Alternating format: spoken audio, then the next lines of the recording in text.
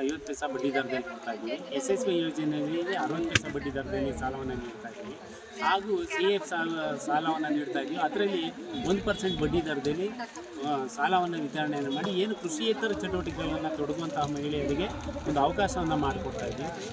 ಅವರಿಗೆ ಒಂದು ಚಟುವಟಿಕೆ ಮಾಡ್ಕೋಬೇಕು, ಅದಕ್ಕೆ ನಮ್ಗೆ ಸರಿಯಾದ ರೀತಿಯಲ್ಲಿ ಐಡಿಯಾ ಇಲ್ಲ ಅಂತಂದ್ರೆ ಅಂಥವ್ರಿಗೆ RCT ಮುಖಾಂತರದಿಂದ ತರಬೇತಿಗಳನ್ನು ಕೊಟ್ಟು ಉತ್ಪಾದನೆಯನ್ನು ಅವರಿಗೆ ತರಬೇತಿ ಕೊಟ್ಟು ಉತ್ಪಾದನೆಯನ್ನು ಮಾಡಿಸಿ ಉತ್ಪಾದನೆಗಳನ್ನು ಕೆಲವೊಂದು ಮಾರುಕಟ್ಟೆಯಲ್ಲಿ ಮಾರಾಟವನ್ನು ಮಾಡಿಸ್ಕೊಳ್ಳಿಕ್ಕೆ ಆದ್ಯತೆಯನ್ನು ಮಾಡ್ಕೊಡ್ತೀವಿ.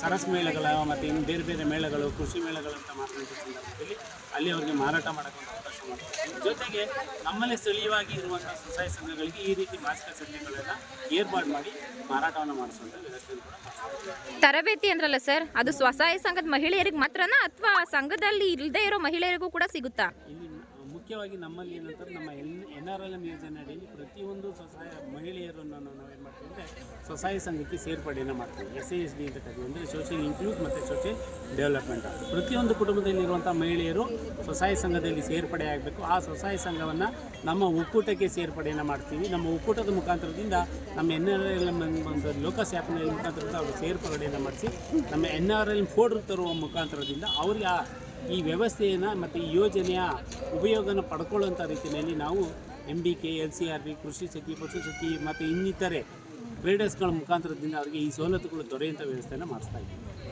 ಓಕೆ ಸರ್, ಧನ್ಯವಾದ.